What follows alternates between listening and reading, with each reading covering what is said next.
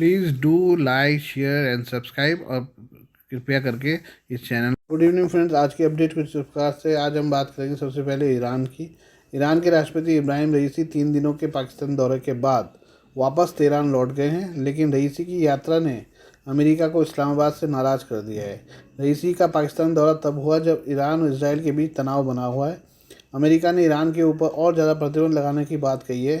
इस बीच तेहरान के लिए रेड कारपेट बिछाने की वजह से पाकिस्तान के ऊपर भी वाशिंगटन का कहर बरप सकता है। अमेरिका ने पहले ही पाकिस्तान को ईरान से संबंध न बढ़ाने की चेतावनी दी है।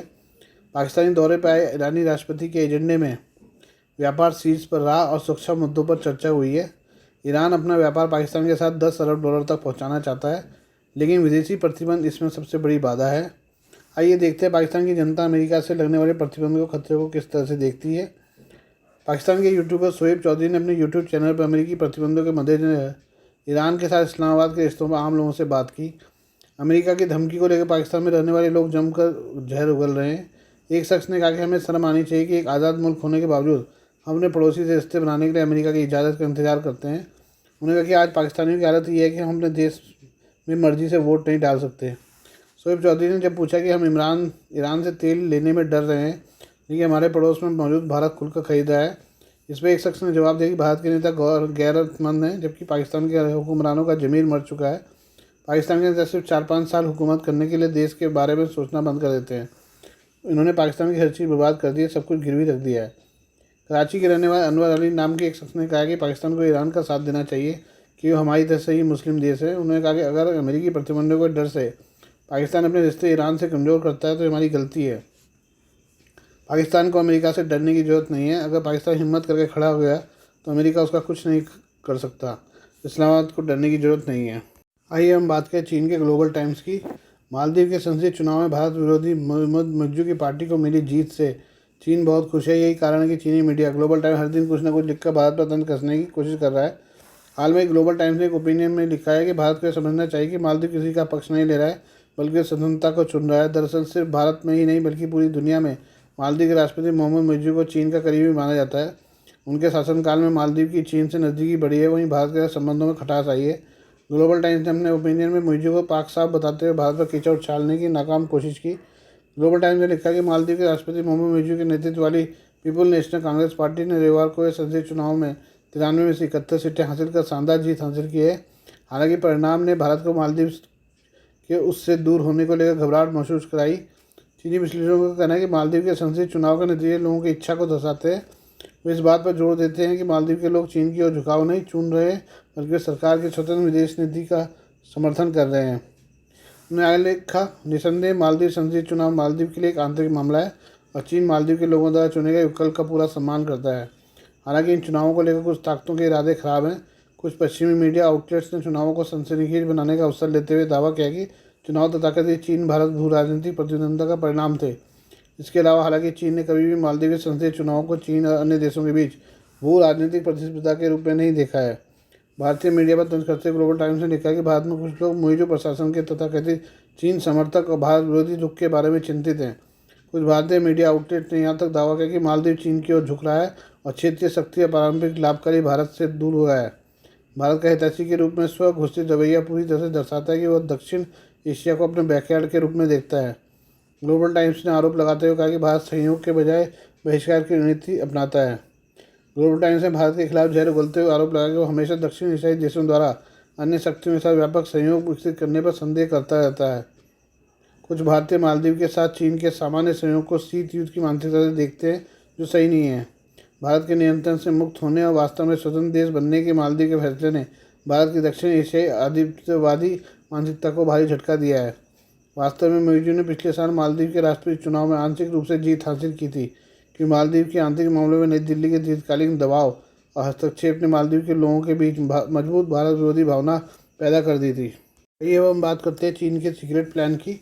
अमेरिका के खिलाफ चीन का नया प्लान सामने आया है। लीक दस्तावेजों से खुलासा हुआ कि अमेरिकी वर्जिन द्वीप समूह के तट से केवल 220 मील दूर एक कैरेबियाई द्वीप पर चीन ने अपना कब्जा शुरू कर दिया है। अमेरिका के द्वारा कहे जाने वाले कैरेबियाई द्वीप पर एक काले कपड़े पहने चीनी सुरक्षा गार्ड ने 1000 एकड़ से अधिक जंगल और उससे परे एक चमकदार जल हरित समुद्री रिजर्व पर हमला कर दिया। उन्होंने चीनी भाषा में कहा, यह एक छोटा देश जैसा है, एंटीगुआ द्वीप पर स्थित इस प्राकृतिक स्वर्ग कहे जाने वाले स्थान पर चीन के अधिकारी शी जिनपिंग के विचारों का अध्ययन करेंगे। दस्तावेजों के अनुसार यह प्राकृतिक स्वर्ग चीन द्वारा संचालित विशेष आर्थिक क्षेत्र के लिए नष्ट होने वाला है। न्यूज़वीक द्वारा समीक्षा किए गए दस्तावेजों के अनुसार इसकी अपनी सीमा शुल्क और आवर्जन औपचारिकताएं, एक शिपिंग बंदरगाह और एक समर्पित एयरलाइन होगी और पासपोर्ट जारी करने में सक्षम होगी। यह लॉजिस्टिक्स से लेकर क्रिप्टो करेंसी, चेहरे की सर्जरी से लेकर वायरोलॉजी तक सब कुछ प्रदान करने वाले व्यवसाय स्थापित करेंगे। सरकार और कॉर्पोरेट दस्तावेजों के न्यूज़वीक जांच के अनुसार चीन उसकी सरकारी स्वामित्व वाली कंपनियों और संबंध निजी व्यवसाय द्वीप राष्ट्र एंटीगुआ, बारबुडा और इस रणनीतिक क्षेत्र के अन्य करीबी देशों में तेजी से विस्तार कर रहे हैं, जिसे लंबे समय से अमेरिका की तीसरी सीमा के रूप में माना जाता है। 1960 के दशक में क्यूबा में सोवियत संघ की स्थापना के बाद से चीन की बढ़ती क्षेत्रीय उपस्थिति संभावित रूप से अमेरिका के लिए सबसे बड़ी बाहरी चुनौती है, जिसमें अमेरिका सेना चिंतित है। फ्लोरिडा स्थित दक्षिणी कमान के प्रवक्ता के न्यूज़वीक को बताया कि हम जानते हैं कि यह क्षेत्र चीन सैन्य उद्देश्यों के लिए अपनी वाणिज्यिक और राजनीतिक उपस्थिति का उपयोग कर सकता है। एशिया, अफ्रीका और मध्य पूर्व में चीन पहले ही सैन्य उद्देश्यों के लिए मेजबान देश के बंदरगाहों पर वाणिज्यिक समझौतों का दुरुपयोग कर चुका है। हमारी चिंता यह है कि वे भी ऐसा ही कर सकते हैं। आलोचकों का कहना है कि चीन से करोड़ों डॉलर के ऋण और अनुदान और चीनी राज्य के स्वामित्व वाली कंपनियों द्वारा बंदरगाहों, हवाई अड्डों और जल प्रणालियों समेत महत्वपूर्ण बुनियादी ढांचे के व्यापक निर्माण से एंटीगुआ, जिसे कभी अमेरिका के पिछवाड़े का हिस्सा माना जाता था, चीन न्यूयॉर्क शहर के क्वींस नगर के आकार के बराबर केवल 97,000 लोगों और 170 वर्ग मील की आबादी वाले एंटीगुआ के प्रधानमंत्री गैस्टन ब्राउन ने सेंट जॉन्स में एक न्यूज़वीक साक्षात्कार में चीन और उसके नेता शी की प्रशंसा की। ब्राउन ने कहा, पश्चिमी देश एंटीगुआ को आवश्यक मदद नहीं दे रहे हैं। ब्राउन ने कहा कि हालांकि मैं चीन को एक ऐसे देश के रूप में देखता हूं जो सच्चाई पर कायम है और एक ऐसा देश है जिसमें कम से कम छोटे राज्यों और आमतौर पर वैश्विक स्तर पर गरीबों और वंचित व्यक्तियों के लिए कुछ हद तक सहानुभूति है। जनवरी में चीन की एक सप्ताह की यात्रा पर ब्राउन ने बीजिंग में एंटीगुआ का दूतावास खोला था। एक दशक से सत्ता में रहे ब्राउन ने कहा, शी जिनपिंग के साथ हमने जिन चीज़ों का पालन किया उनमें से एक यह है कि उनके पास एक आधार सामान्य मानवता के संदर्भ में एक वैश्विक दृष्टिकोण है। आइए हम बात करते हैं संयुक्त अमीरात में जो बारिश आई थी उसके बारे में। बीते 16 अप्रैल को संयुक्त अरब अमीरात और उसके आसपास के क्षेत्र पर अभूतपूर्व बारिश ने हाहाकार मचा दिया था। अरब प्रायद्वीप के कुछ हिस्सों में उस दिन 24 घंटे में इतनी बारिश हुई थी जितनी अमूमन 18 महीने में होती है। बारिश ने यूएई के सबसे स्मार्ट शहर दुबई की तस्वीर बिगाड़ कर रख दी है। दुबई में हर तरफ पानी ही पानी नजर आ रहा है। हालत ये हो गई कि दुबई इंटरनेशनल एयरपोर्ट उड़ानों को रोकना पड़ा। हवाई अड्डा बंदरगाह की तरह हो गया था। कई एक्सपर्ट ने इस भारी बारिश के पीछे यूएई में होने वाली क्लाउड सीडिंग को जिम्मेदार ठहराया था, लेकिन ऑक्सफोर्ड विश्वविद्यालय में जलवायु विज्ञान के प्रोफेसर रिचर्ड वाशिंगटन ऐसा नहीं मानते हैं। उनका कहना है कि दुबई में जिस तरह बेतहाशा बारिश हुई उसे लाना इंसान के बस की बात नहीं है। भाषा में उन्होंने बात बताया, चैट समूह में मौसम विज्ञानी होने के नाते मैंने उपग्रह और पूर्वानुमान मॉडल डेटा को देखा। मैंने जो देखा वह एक आदर्श तूफान के अवयव थे। अरब प्रायद्वीप जैसे पुराने रेगिस्तानों को आमतौर पर बहुत सूक्ष्म बनाए रखने वाली चीज़ हवा का लगातार और तीव्र रूप से डूबना है, जो बारिश के लिए आवश्यक चीज़ों के लिए बिल्कुल उलट है। गर्म महासागरों के निकट के रेगिस्तानों में वाष्पीकरण प्रचुर मात्रा में होता है, लेकिन उस नमी को ऊपर डूबती हवा ने कैद कर रखा होता है। यह एक कढ़ाई की तरह होता है जिसका ढक्कन मजबूती से लगा हुआ है। 16 अप्रैल को कढ़ाई से जिस चीज़ ने ढक्कन हटाया वह असामान्य रूप से दूर दक्षिण में एक बहुत ऊंचाई वाली जेट स्ट्रीम थी। वास्तव में 2 जेट स्ट्रीम, उष्णकटिबंधीय जेट और ध्रुवीय जेट, जो एकजुट हो गए थे और अपने पीछे आए थे ठंडी हवा छोड़ गए थे। कढ़ाई के ढक्कन के साथ साथ डूबती हुई हवा भी खत्म हो गई थी।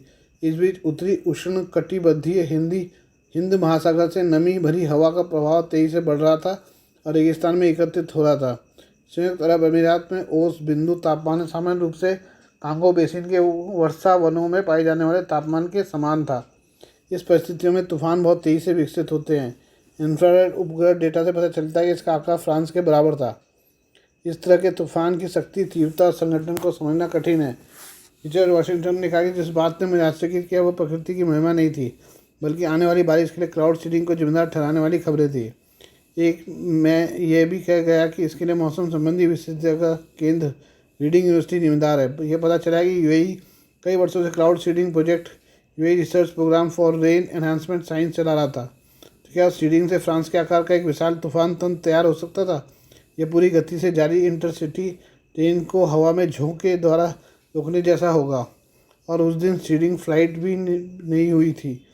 16 अप्रैल को जिस तरह से गहरे बड़े पैमाने पर बादल बने थे वे प्रयोग की वजह से नहीं थे। दिलचस्प बात यह है कि मनुष्यों को इस तरह तथ्य को स्वीकार करने में कठिनाई होती है कि 2400 गीगाटन कार्बन जलवायु पर फर्क डाल सकता है, लेकिन वह इस बात को बहुत आसानी से मान लेता है कि कुछ हिड्रोस्पोकिक फ्लेयर्स एक दिन में 18 महीनों की बारिश करा सकते हैं। आज के लिए बस इतना ही, बाकी मिलते हैं नई खबरों के साथ। धन्यवाद।